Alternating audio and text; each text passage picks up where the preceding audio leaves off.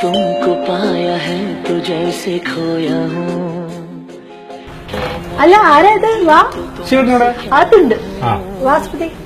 तुमको पाया है വീട്ടില് എവിടെ कहना चाहूँ. എങ്ങനെയുണ്ട് ചേച്ചി ചെയ്തൊക്കെ? അടിപൊളി. എന്നോട് ഭയങ്കര സ്നേഹമാണ് അവക്ക്. ഒരു സ്നേഹവും ഇല്ലാത്ത മനുഷ്യൻ.